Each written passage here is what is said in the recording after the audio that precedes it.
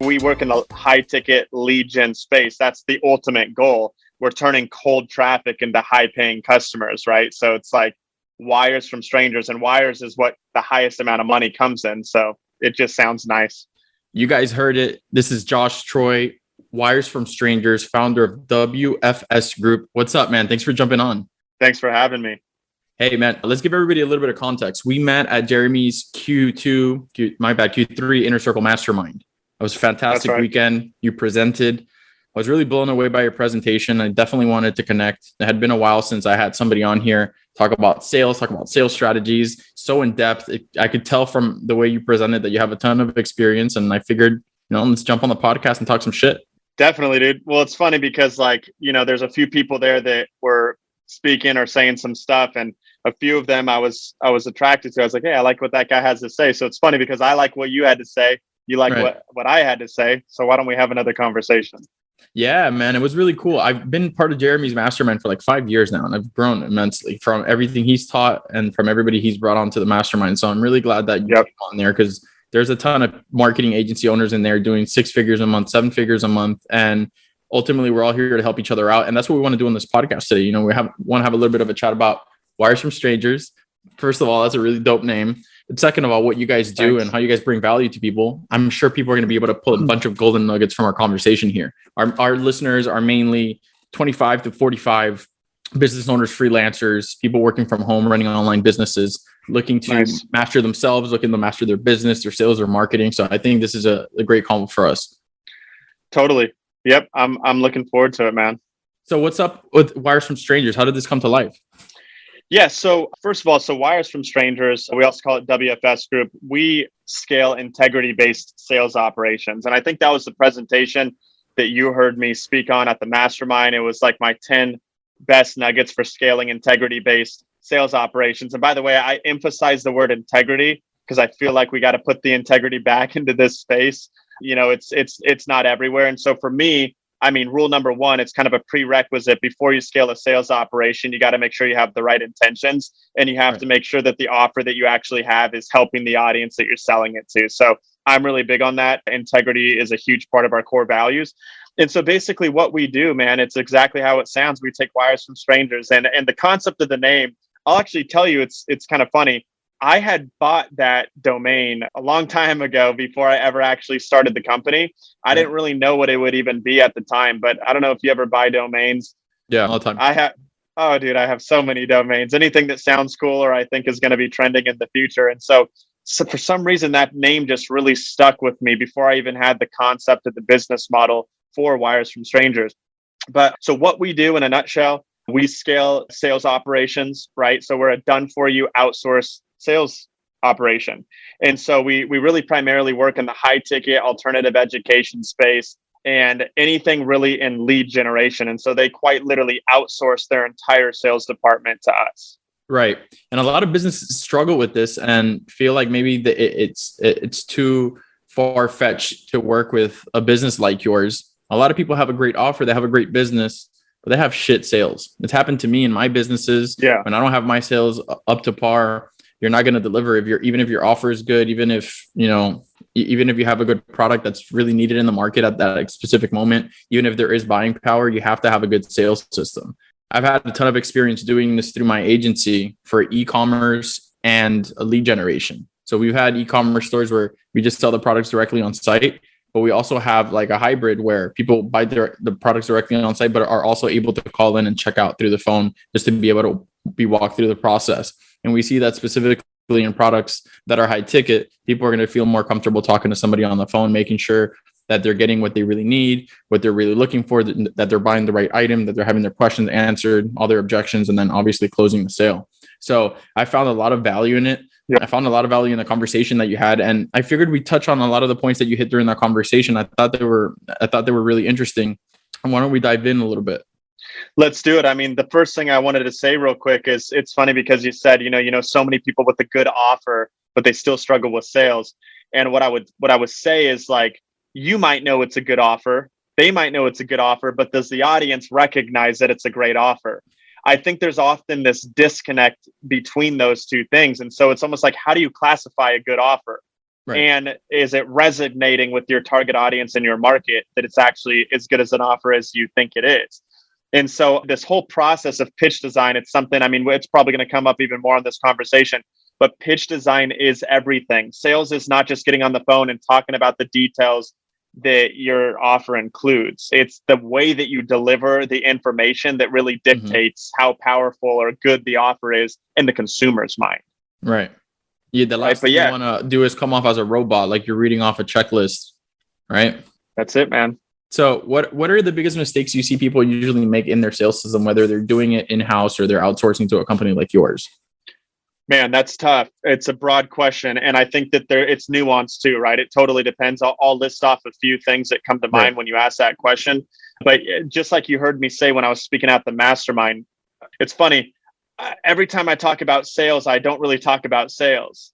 I'm talking about all the other skill sets that have to do with having a successful sales operation. And by the way, Alex, it's exactly that. Sales is not the same as sales operations, right? And so a lot of the times what makes a company successful in scaling sales and scaling revenue, especially with an offer, it's all the other things behind the scenes of how you're running your sales operation. So, I mean, man, when you're talking about some of the biggest mistakes, a few things come to mind. The first thing is, I would say, pitch design, like I was just talking about a moment ago. I spend dozens of hours. Okay. I'm not exaggerating when I say that, figuring out just how something's meant to be sold. Right. And that's a very robust process, right? I'm looking at things like the main objections they have, the main friction that they would feel, the DBMs, or otherwise known as the dominant buying motives that audience has, the alternatives that are on the market, right? Like I go into this really robust process to develop how something is going to be strategically pitched. So I'm objection blocking everything through my delivery. And I'm also building a ton of value that it's getting them exactly what they want at the same time. Right. So easy said, a lot harder to actually do. It's just a lengthy process, but pitch design is one of the main ones. People don't spend enough time really diving deep into how their offer needs to be pitched to resonate. Yes. The other thing that would come to mind when it comes to like the biggest mistakes they make is all of the prerequisites before you try to scale an offer, right? So like there's like a list of things that like your offer literally can't really be scaled until you check all of these boxes, right? And so one example is like, I'll tell you this. Let's just say for a second, right? You have an amazing sales team. They're great at closing, but your offer has all of these other cogs or capacity constraints the more you sell. You're not even going to be able to scale your offer, even if you're closing deals nonstop, because you didn't address these other components of the offer that are naturally going to be effective when you start to increase sales. Does that make sense? It does. Total. I mean, it's like, I'll just give you a practical example. Like I look at a lot of offers, and for a lot of people that are listening in on this podcast, I would imagine that a big part of this audience, they have like coaching products and coaching programs. And Absolutely. so, well, two things, right? Let's say that you have a one-on-one coaching offer, or let's assume that it's not, and you're doing it yourself, by the way, or let's even say that they have a bunch of other coaches. Regardless, the more you sell, you need to either scale yourself, or you need to hire a bunch of other coaches. Correct. And your ability to scale is dependent on the ability to scale those other items like the coaches, which ends up being way harder than the sales process itself. For them to be able to actually deliver on the product that you're selling. Exactly. And then they have to stop, and then they have to slow down, and then they have to ramp down ad spend. So again, these are prerequisites to selling, right? To scaling. And so what I do, there's a bunch of other ones that we could go deeper if you'd want, but I assign what's called a sellability score. And so it takes in all of these different factors, and it's like, what's the sellability of this offer? Is it even in a position where we can scale? And in fact, I'll tell you, when I'm taking on accounts, that's how I'm underwriting my deals based on earning potential. And I'm looking at it in a spreadsheet, trying to figure out how fast can I hit a certain metric. Right. So to reverse engineer and just close the gap on that, leading back to your question, it's all of the other the biggest mistake is not considering everything else that has to do with scaling a sales operation. Yeah, it's not just selling. It's not let's just get leads through the door and close these leads. It's a lot more than that, because it could turn into a huge problem really quick. Exactly. And so like if I broke that same topic up into 3 different parts, I would say offer design, pitch design, process design, Offer design, right? pitch design, process design. Yeah. And so all of the components of like capacity and bandwidth and COGS and all of that, and the variable fulfillment costs or whatever it is, that's going to be offer design. Like, are you actually considering every single thing that comes with your offer? Not to mention the profitability of those things, but I guess the unit economics is a separate deal. The second one is pitch design, like I was talking about.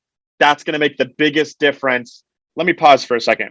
I'm sure you've heard other people talk about like one of the biggest differences in conversions for like an info product or a coaching program or any type of lead generation based product, I guess, is the offer itself. You've heard that, right?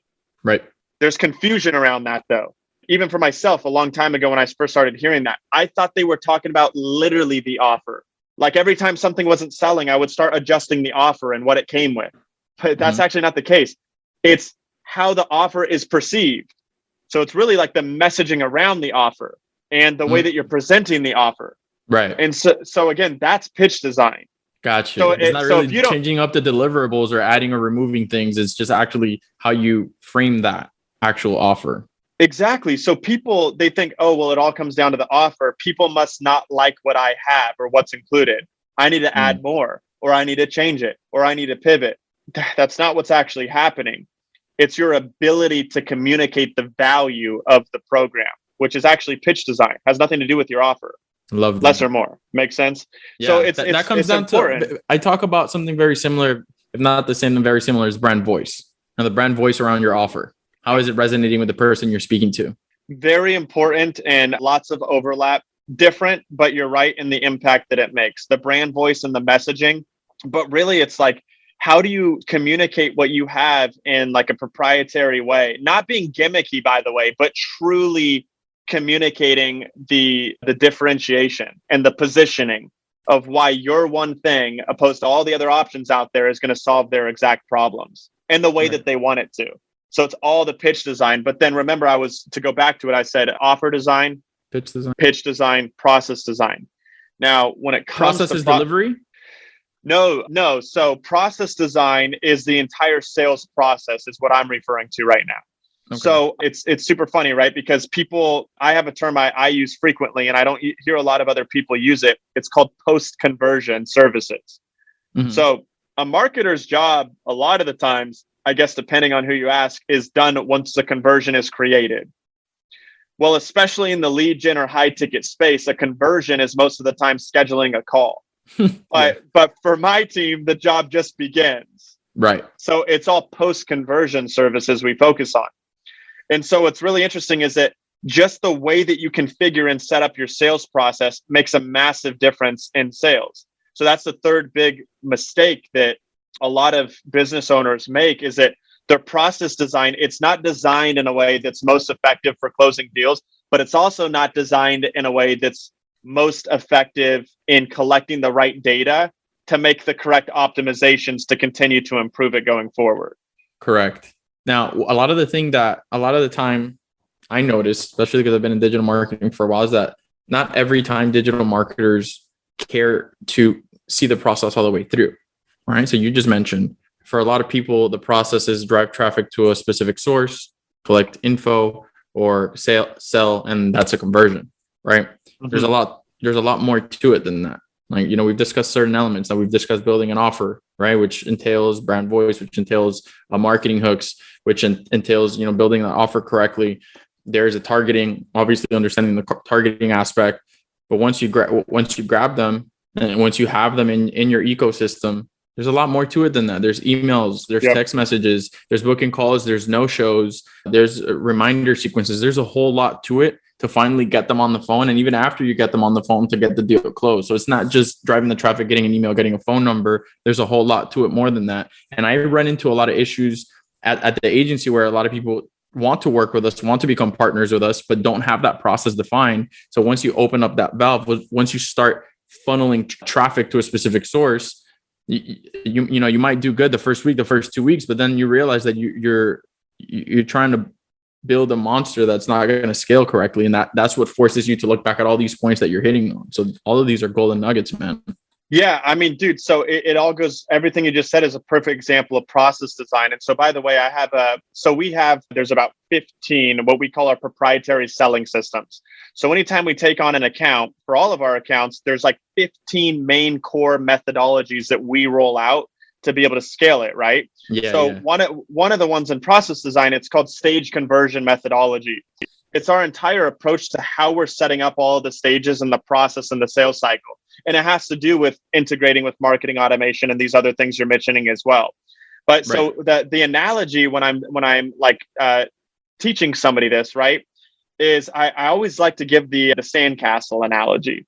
So Okay. it's a funny analogy, but just it came to my mind one day because I've seen it happen so many times. So put yourself here for a second. Imagine you're Right. at the beach and you see this cute little kid, right? They're running as fast as they can. They're kind of uncoordinated. They're building a sandcastle and they got this little bucket and they go and they fill up the entire bucket with water. And let's just say that it's an old bucket. All these little sand toys are so cheap, right? They got like some cracks in them or Cracking. whatever. Yeah. Yeah, they're cracking. And the little kid, little toddler is running as fast as they can with this bucket full of water back to the sandcastle. But the time they get there, they go to dump the water and there's barely any there. Right. Because along the way, it's overflowing, it's splashing all over the place. There's all of this leakage. Leaking. Yeah. There's all this leakage. So that's the analogy that I use for imagine the bucket is the sales process, the water is the leads, and the sandcastle is getting them across the finish line and closing the deal. So these business owners are running as fast as they can, just carrying this leaky system all the way to the sandcastle, and they barely have anything to show for. Right. So you got to make sure you're addressing that. And then even if you're slow walking it, there's way less leakage. You've identified what we call the slip rate, and you're going to get way more leads across the finish line because it's a sturdy, cohesive process. That's the importance of it. Bro, let's take a pause because this is all fire, but how did you get into all this? Like, was sales something that you always wanted to do? Did you like stumble into this? How did this whole thing come together? Because you seem to know, totally. Here's the reason I asked, bro. You seem to really know your shit. Like, you have systems, you have processes, like, shit, man. There could be a whole college course on the type of shit that you teach because the complexity of the things that you talk about, it just shows that you are fully diving into your business, trying to understand every single process. You're taking this shit seriously. You can tell that there's a lot of study and hours and experience behind this. How did this all come together? You seem to have a lot of fire. Thanks, man. I'll start by saying this and I'll reverse engineer kind of to the beginning. There's three things to me that and I didn't always know this. I've made this mistake, by the way, but now it's abundantly clear to me. There's three main things that are non-negotiables for like a career or a business that you want to start. For me, it's something you love, right? Like I have such a passion for this. It's what causes me to obsess over it at night. And, I wake up in the morning, dude, I wake up in the morning and I start writing notes in my phone from something I thought about, as soon as I wake up in the weekends. It's like, you have to love it, right? But a lot of people stop there. For me, you also have to be good at it.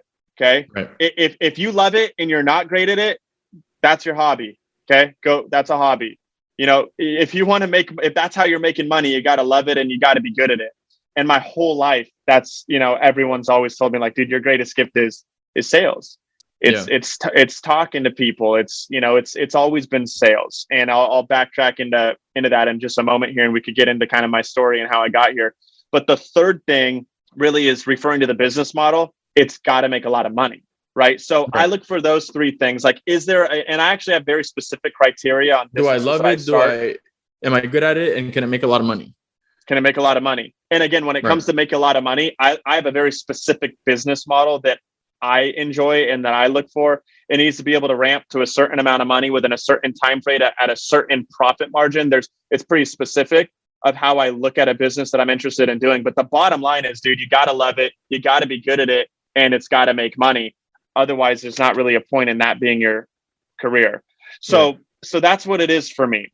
But how far back you want me to go, man? You want me to go like how I got into sales from the beginning? Yeah, man. Because it's so complex and so detailed. And so like when I was watching you do your presentation, I'm like, damn, I wish the rest of my team was here because I would totally have a blast watching this happen live and being able to interact with you and ask the questions because it reminds me a lot of how we do business. Everything we do on the sales aspect of my agency for my personal brands or for my clients, we do SOPs, we do video tutorials, we do trainings, we do audits. We have, we have our brand booked, make sure that we hit all the checklists on every single thing that we need. And yours seem to be very advanced. So it makes me wonder, how did you fall into all of this? What books have you read? Who have been your mentors or people that you've looked up to? Was this something you went to like school for when you were in high school? Did you want to do this? Like how did the story of, Joshua Troy come to be towards where you now are a successful expert in marketing that runs a company that helps people make millions and millions of dollars a month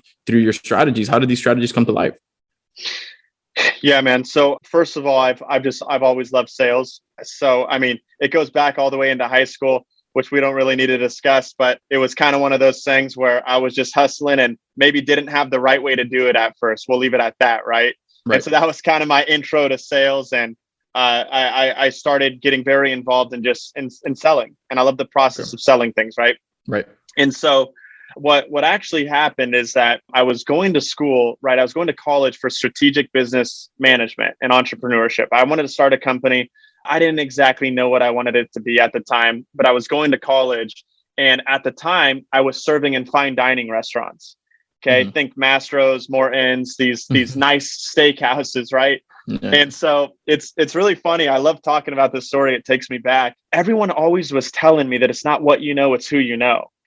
So my story, dude, like I didn't know anybody, and I don't know when exactly it was, but I had this like feeling, this pressure where I was like, well, dude, if there's any truth to that statement, I better start getting to know people fast because I didn't know anybody. Yeah. So I don't know how, but the idea hit me. I'm like, I'll just start working at steakhouses, fine dining restaurants, because that's where all rich people eat. That's where all rich people hang out. That's my best chance of building a valuable network. And they say your network's your net worth. So I wanted to start there. And so from the day I started serving, I was working in a fine dining restaurant in 90 days. And listen, I'm a super transparent person. I'm really proud of where I've got. So I have no problem just sharing the exact truth of how it happened. I lied on every application I had or every resume that I had and the interviews that I had. But one thing that I did is I read a book on wine, right? A big, like the biggest book I've ever read. On wine? On wine, because alcohol knowledge is like super important. Hell yeah. In fine dining restaurants, right? And so long story short, though, I get hired at this restaurant. And so my idea, I had one goal there. I was like, you know what? I'm going to make good money for my age. I'm 20 at the time. I'm like, I'm going to make some good money serving here, but I need to figure out a business to start. And if I do it correctly, all these business owners that I'm serving will be my first clients. So naturally, I started leaning towards marketing because everybody needs marketing of some kind. And I was trying to like narrow down the scope of what I wanted to do. Okay. Now I'll just summarize this and kind of get to the point because it could be long-winded, but I ended up landing on video production. I started a video marketing agency because it was in the marketing space. There's camera technology was greatly evolving. I've been there. Yes. You've been there, right? Yeah. There's just this whole transformation in the video marketing space. And this is, today, everyone, it's such a basic thing to hear. Oh, videos convert better than static images. But dude, I'll tell you this is crazy. I'm 29 now. I was 20 then. This is almost a decade ago. I had to explain to people why videos were a smart thing to pay for as a business. This is a decade ago. Like I had to convince people that it was going to help them in their business. So it's very weird how that to have changed. A video production was like something really glamorous because at most what was working was photos. Instagram was popping at that point. People were sharing photos on Facebook. It wasn't as customary to always have a content shooting schedule the way people have it now. Totally. I mean, dude, at the time just a couple of years before that, the only people that were producing like videos and commercials and ads were the biggest companies in the world that could pay for TV. So obviously digital marketing changed all that, but then introducing this video marketing element and all the other things that changed with it was a big deal. And so the reason I loved it the most though, is because, dude, I could sell it so easily because it was my ability to sell was just limited by my creativity. Because I'm just coming up with concepts that sound appealing to business owners and I could sell it. So I loved the sales nature of this industry, right? And so it's funny because I carry that all the way to today. There's three things that I always focus on in sales. It's strategy, psychology, But the third one I think a lot of people miss is creativity. Great salespeople are very creative, right? And they're not just saying things at face value. They're coming up with unique analogies and frames. I call them unique enforcement frames, different ways to land your points, right? Mm-hmm. Yeah. So anyways, at the time, dude, video was like one of the most effective ways to sell. Yeah. Right. It's one of the most effective ways to sell. So there's a lot of reasons that I got into it, but I got into that business. And just so you know, I mean, I still have that business to this day. Our Did you average work? ticket. My bad for interrupting you. Did you work at the steakhouse and then start your business simultaneously, and then you left the steakhouse, or did you just have a hard stop? No, so I started the business when I was working at the steakhouse. I was working a lot. I was still in college at this time too, so it was crazy, dude. I call myself a workaholic now. You should have seen me then. Yeah, it was a lot of hours, but I started Ironwell Productions is the name of the production company. Still have it today. And nice. I started getting clients, right? And they were all my regulars that I served from the restaurant. So it's funny because it actually worked really well, you know? God. And hopefully this inspires somebody working somewhere to, say, you know what, I'm going to make the best of my time while I'm here. And I'm going to, be creative. Like you just said, it just goes to show you just got to want it. I'll say a side note real quick. If there's somebody that's listening to this by chance, that's a server right now, the first thing that you should do is go get a job at a high-end restaurant, because you'll triple your pay overnight doing the same exact thing. It's the same exact thing. And by the way, this is you elevate your entire sphere of influence. Yep. I mean, like I said, dude, it wasn't just that all of my first clients were from that restaurant, but it was the chain reaction that created for me.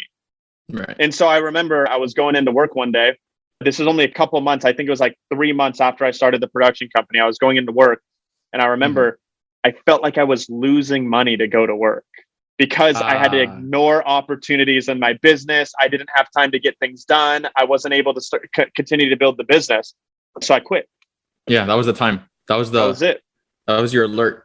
I think that's people ask me that a lot too, by the way. I think it's a popular question in general for business owners and entrepreneurs, especially newer ones, right? Starting a business. They always say well, when should you quit your day job? For me, that was it. When you feel like it's taking away from the potential and the demand and the money that your business is already starting to create, it's no longer serving you. And you just got to take that leap of faith, right? Right. And if you have good money management and you don't spend everything you earn and you limit how much you operate on and you make that leap, it should feel a lot more comfortable. It's for the people that have a hard time managing their expenses. And let's say they make $1,000 a week, but they spend $1,200 a week. That's when it gets really tricky. Is hey, how am I going to sustain this? Which is very important to have a good frame of mind on how to manage your money before making a leap. Because if you can't manage $100, you're never going to manage $1 million. I mean, it's basic principles. And I'm sure that's what you look into as well when you're working with businesses. Like you're looking at how, once you start working with them, how are these girls reinvesting their money once I help them make this money through the sales system? Because that's also very important. And, are they going out and buying crazy cars, but not fulfilling the product or service we just helped them sell? That shit's not going to fly. That goes back into the sustainability and into the scalability aspect of the conversation we were having. Dude, it's so important. And we'll go back into the story thing real quick to just finish that in a second. But what you said is so important, because for the relationship with an outsourced sales department, like what I have at Wires from Strangers and our clients, dude, it is the most pure form of a partnership that can exist, because without us, their income could drop to zero. Yeah. But without them, I could have a lot of reps overnight or out of work overnight. And so we actually have a lot of contractual obligations, and it's all out of mutual respect for each other, where we're basically saying, hey, listen, we depend on each other, right? You have to spend a certain level of ad spend to create the earning potential for us, right? But at the same time, we have to commit to certain performance thresholds for it to make sense for you for a profitability standpoint. And so it's one of the things I love about this is we are connected at the hip to our clients, and we have to work together. And we're in a lot of financial conversations because either one of us could put each other in a bad position if those things aren't addressed and the expectations aren't set from the beginning. Yeah, it's a teamwork. It's a marriage. It's whatever you want to call it, but it's serious shit. What we do on the marketing side, when we do on the sales side, could directly impact not only the business owner, but everybody that works for that business. And not only everybody that works for that business, but everybody that consumes that product or service inside that ecosystem. That's it, man. So going back real quick, I'll wrap this up for you on the story of like how it kind of continued to evolve. I started Ironwell. Now, the video marketing company. So I built the entire thing from cold calling. And so I had a lot of mentors, both in my personal life and just people that I built relationships with. And then, some of the, I guess, gurus you'd call them on the internet. And I would watch, this is a decade ago. So I was watching sales trainings and I was going through a lot of this stuff. And I'll tell you this, man, it's kind of interesting. I hated cold calling, like I think everybody does. Sucks, yeah. Until I realized that everybody else also hated it. And then I started to love it. Because the one thing about cold calling and outbound sales that was so interesting to me is that it's one of the biggest opportunities and ways to differentiate yourself, because everybody else quit. Nobody else wanted to do it. And so like outbound sales is like the truest form of generating money out of thin air. Like if somebody opts into a campaign and, we do a lot of inbound, obviously, but if somebody opts in and they schedule a call because they're interested in hearing about something you have, dude, it's still sales, but like they want what you have. But picking up a phone and calling someone that wasn't expecting your call, doesn't even know who you are. Yeah. Dude, that's a rush that's like, it's hard to find in another place for me. And so what's really interesting about cold calling, right, is that, and I'll butcher the metrics. You can look up the specifics on Google or whatever, but like the point will remain, right? It's something crazy like 80% of all cold calls don't last more than 15 seconds. And something like 95% of all cold calls don't last more than 30 seconds. So that presents a unique statistic for us and a really unique opportunity. That means literally, if you can stay on a cold call for just 30 seconds or 31 seconds, technically, you're in the top 5 percentile of all cold calls ever made. So it's kind of interesting, dude. So it's like, so I have so much strategy and structure around the first minute of a cold call, because here's the other thing about a cold call. I figured you would. You have to. But here's the other thing about a cold call, dude, that people don't realize. It's only cold for the first couple of minutes. Yeah. And then all of a sudden you're in the same conversations that you would have in a warm call, with a warm lead. Yeah. So I got that down. And what happened is, for our business model, we started Ironwell Productions. We started partnering with all these digital marketing agencies because they would send their clients to us to produce their video content, because obviously they helped with the digital marketing campaigns and the performance of them. So what happened from there is some of my partners started realizing what I was doing with cold calling and our sales process, and they wanted me to start consulting them on their sales processes. So I started getting into this sales consulting realm years ago. And to kind of expedite it from there, I started a business. I got approached from one of my clients to start a sales operation in the info space, also in the real estate investment space, that it had to do with all these same things. It was all basically marketing and sales. And so I got to channel all of this, which was my main passion, into sales operations. And from there, dude, I kept getting hit up over and over for other people that wanted me to consult on them on building their sales operation, until finally I got the chance to step away from that business and went all in on what's now Wires from Strangers. So that was kind of the evolution of how I got here. But that's one of the keys also to like success in entrepreneurship. And it's recognizing when you need to evolve, right? The good thing about you is that you create processes and systems which allowed your production company to continue operating. Had you not built a nice sales system, a nice delivery system, you probably wouldn't have been able to exit the way that you did. But you always knew when the transition was right. You were working at the restaurant, you built connections, you had your income, build your business. Once the restaurant was taking away time from your business and your business was giving you results, you knew it was time to move on. Once you grew this business, created a system around it, systemized it, made it operate correctly, and realized that you had not the opportunity, you transitioned over. You didn't have harsh transitions, and whatever you did leave behind, you left behind operating, or you maintained those relationships, which is very important, right? Another part of business is maintaining your relationships. A lot of people just get what they need from people while they can, and then they send, deuces. And it also doesn't work like that. I'm sure, you said you're 29 years old right now. A lot of the things that you're doing right now are probably with people that you've been nurturing since you were like 18 or 19, 20 years old. People that you either met through business or people that you either met through mentorship or events that you went to. It's very important to maintain those relationships because those are also the testimonials that allow you to build upon whatever it is that you're working on. Yeah, dude, it's so important what you just said. And like, I know this isn't like an inspirational podcast or anything on my end, at least. And so I'm not coming from the perspective that this is super profound, but I will add this because what you said is so true. I have a younger brother. He's 5.5 years younger than me.